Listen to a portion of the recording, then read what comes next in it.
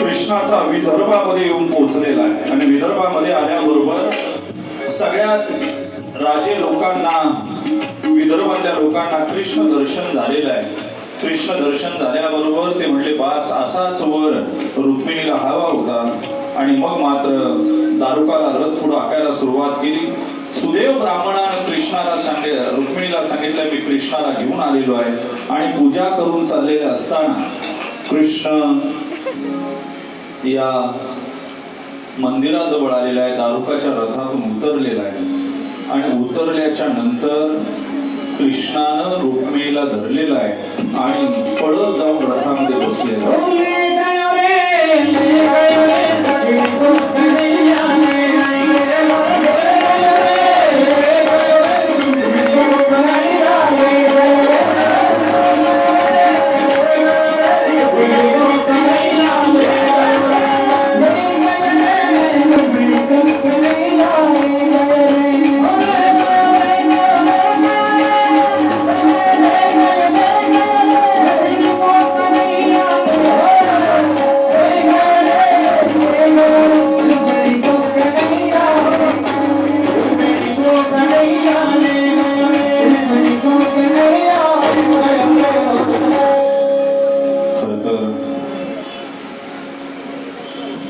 भगवंत कृष्ण रुक्मिणीला घेऊन जातात आणि नेल्याच्या नंतर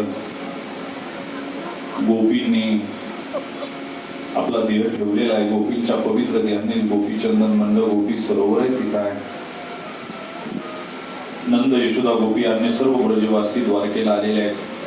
आणि ज्यावेळी कृष्ण रुक्मिणी बरोबर संपली झाकी, ज्यावेळी मी नंतर सांगेल आता त्यावेळी सांगेन ना, यांनाही नाही तिकडे कुठे चालणार, यांना आता सुदामा चरित्र चालू होईल. मग रुक्मिणी स्वयंवरला फुलांची होळी करायची तेव्हा लागेल. तिथं देह ठेवला.